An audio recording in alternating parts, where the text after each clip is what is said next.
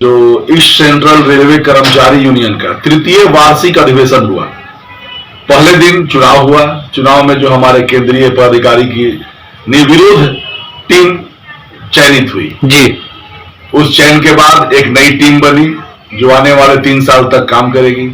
और हमारे टीम के द्वारा मीडिया के साथियों से हम लोग का ये निवेदन भी रहा है और आज भी है कि रेल कर्मचारियों के हित में हम लोग निरंतर प्रयासरत रहते हैं जी। और हमारा उद्देश्य है कि जो अधिकार हमें मिला हुआ है वर्षों के संघर्ष के बाद, जो दिन प्रतिदिन कम होते जा रहा है, हम लोग का प्रयास है कि वो सफल हो हम लोग, और जो सुविधाएं मिली हैं वो हमसे छीनी न जाए, इसके लिए हम लोग लगातार संघर्षरत हैं। तो क्या पहली बार आपको चुना गया है या नहीं? मैं पहले भी इस संगठन में केंद्रीय संगठन मंत्री हुआ करता था जी। इस बार के चुनाव में हमारे वरिष्ठ लोगों ने, जिसमें हमारे यूनियन के अध्यक्ष कॉमरेड डीके पांडे और महामंत्री कॉमरेड एसएनपी श्रीवास्तव ने मुझ पर विश्वास जताया और मुझे केंद्रीय उपाध्यक्ष के रूप में हमें लाने का मैसेज दिया। इतना बड़ा जिम्मेवारी दिया गया है भोजपुर से, किस तरह संगठन को आप विस्तार कीजिएगा? ये जिम्मेवारी एक तरह से हमारे रेल कर्मियों का दिया हुआ आशीर्वाद है और हम लोग निरंतर अपनी 8 घंटे ड्यूटी, रेलवे की ड्यूटी करने के बाद जो हमारा 16 घंटा है उसमें से हम लोग निरंतर प्रयास रहेंगे रेल कर्मियों के हितों में अपना समय देते रहें।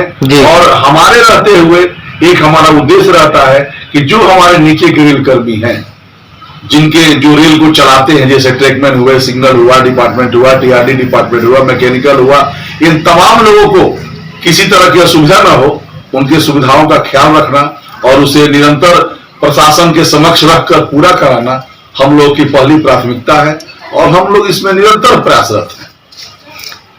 जिस तरह आपको इतना बड़ा जिम्मेवारी दिया गया है, आने वाले समय में किस तरह महत्वपूर्ण रहेगा तुमको? ये जिम्मेवारी आज के तिथि में एक बहुत बड़ी रिस्पॉन्सिबिलिटी के रूप में हम लोग देख रहे हैं कि चूंकि हमारी अभी निरंतर संघर्ष, हम लोग पुरानी पेंशन नीति को पुनः बहाल करने के लिए लगे हुए जी। पिछले दिनों हम लोगों ने देश भर में रेल कर्मियों से जनमत संग्रह भी कराया कि अगर पुरानी पेंशन नहीं मिलती है तो क्या रेल कर्मी को हड़ताल करनी चाहिए कि नहीं। आप जान के आश्चर्य करेंगे, इस जोन के 98% रेल कर्मियों ने यह संदेश दिया है, आश्वासन दिया है कि अगर पुरानी पेंशन बहाल नहीं होती तो रेल का चक्का जाम होना चाहिए। लेकिन हमारे फेडरेशन में ऊपर बैठे हुए जो हमारे शीर्ष नेतृत्व है वो इसी 15 तारीख को, 15 दिसंबर को दिल्ली में एक बैठक करेगा और तमाम चीजों पे विचार करेगा और सरकार से इस बात का निवेदन करेगा कि नई पेंशन नीति को रद्द कर पुरानी पेंशन नीति बहाल की जाए, ताकि रेल कर्मी बुढ़ापे में अपने आधार को मजबूत कर सके, अपने भविष्य को मजबूत कर सके और स्वतंत्र रूप से अपना जीवन यापन कर सके। पुनः क्या शुभकामना संदेश देना चाहते हैं अपने जितने भी रेल कर्मी भाई हैं? हम लोग अपने रेल कर्मी भाई संदेश देना चाहते हैं कि आप लोग आश्वस्त रहिए, आप लोग रेल की गति को बढ़ाइए, रेल की सुरक्षा को बढ़ाइए। रेल कर्मी आने वाले समय में बहुत बड़े ही दायित्व को निभाने जा रहा है जब रेल की गति 130 किलोमीटर प्रति घंटा होने जा रही है।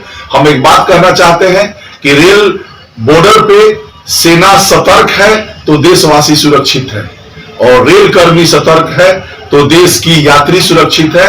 हम लोग रेल को गति को बढ़ाएंगे, रेल को सुरक्षित चलाएंगे और तमाम यात्रियों को हम लोग सुरक्षित उसके मुकाम तक पहुंचाएंगे। हमारा एक ही उद्देश्य है कि यात्री सुरक्षित रहे, रेल सुरक्षित रहे, रेल की गति बढ़े और हम मजदूरों को हमारा अधिकार मिले, हमारा हक मिले, जिसमें 3 चीजें हमारी लंबित है।